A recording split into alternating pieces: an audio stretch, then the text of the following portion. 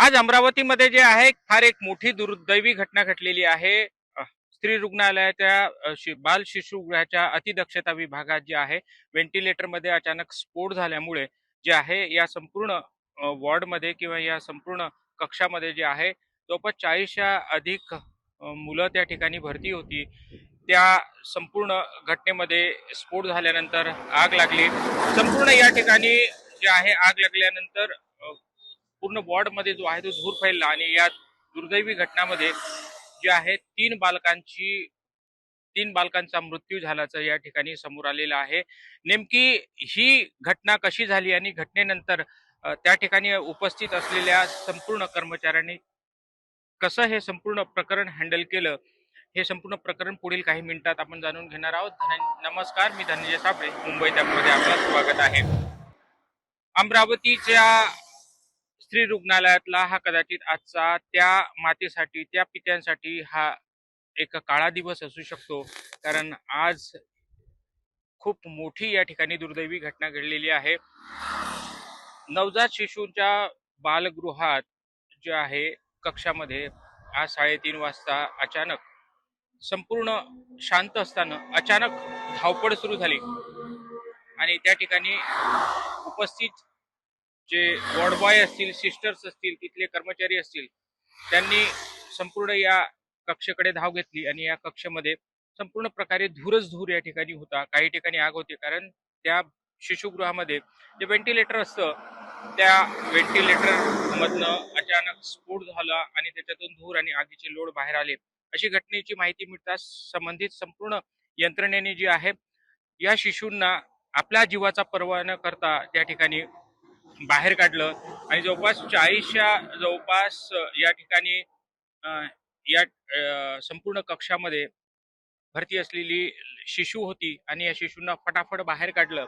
आणि ही घटना जी वरिष्ठांना कळताच त्यांनी संपूर्ण या ठिकाणी फायर विभागाला बोलावलं. फायर विभाग घटनास्थळी पोहोचलं, पण या स्त्री रुग्णालयाच्या 3ऱ्या मजल्यावर असल्यामुळे आणि या संपूर्ण वॉर्डमध्ये जी आम्हाला माहिती मिळते आहे त्या ठिकाणी फायर टेंडर वापरता येत नाही, पाण्याचा वर्षाव करता येत नाही. पण त्या ठिकाणी उपस्थित असलेले जे आग विझवण्याचे यंत्र आहेत ते काही जणांनी हाती घेतले आणि काही जणांनी जे आहे संपूर्ण शिशूंना जो आहे फटाफट बाहेर काढून जे आहे या ठिकाणी दुसऱ्या हॉस्पिटलमध्ये या ठिकाणी भरती करण्यात आलेला आहे. या संपूर्ण घटनेमध्ये 3 बालकांचा मृत्यू झालेला आहे. एक गंभीररित्या भाजलेला आहे. त्याचा सुद्धा जे आहे पंजाबराव देशमुख मेमोरियल मेडिकल कॉलेजमध्ये त्यांना अतिदक्षता विभागात जे आहे ते या ठिकाणी भरती करण्यात आलेलं आहे. या संपूर्ण प्रकरणामध्ये आग कशामुळे लागली, शॉर्ट सर्किट कशामुळे झाला, कशा पद्धतीने ही आग लागली, या संपूर्ण घटनेची माहिती आता पोलीस आणि फायर विभाग या ठिकाणी घेतलाय. पण ही दुर्दैवी घटनेनंतर जे आहे या ठिकाणी कुठेतरी जे आहे हॉस्पिटल प्रशासनाची चूक आहे का, हा संपूर्ण प्रकार जो आहे हा कशामुळे झाला, याला दोषी कोण आहे, या संपूर्ण प्रकरणात जे आहे आता या ठिकाणी हॉस्पिटल प्रशासन असेल, फायर विभाग असेल, पोलीस असेल, हे संपूर्ण चौकशी करतात. पण ह्या दुर्दैवी घटनेनंतर ज्या बालकांचा मृत्यू झालेला आहे त्यांनी काय विचार केला असेल की आपला मुलगा या ठिकाणी अतिदक्षता विभागामध्ये भरती आहे आणि त्याचा इलाज व्यवस्थित सुरू आहे. पण या संपूर्ण दुर्दैवी घटनेनंतर जे आहे या संपूर्ण प्रकरणामध्ये ज्या 3 बालकांचा मृत्यू झालेला आहे त्या मृत्यू झाल्यानंतर त्यांच्या आई वडिलांची जी आहे या ठिकाणी शोककळा या ठिकाणी सुरू आहे. त्यांचा रडून रडून बेहाल आहे की नेमकं ज्या हॉस्पिटलमध्ये आपण इलाजासाठी आपल्या मुलाला भरती केलं होतं, आपल्या शिशूला भरती केलं होतं, त्याच हॉस्पिटलमध्ये त्याचा दुर्दैवी अंत झाला आणि तोही अशा दुर्घटनेत.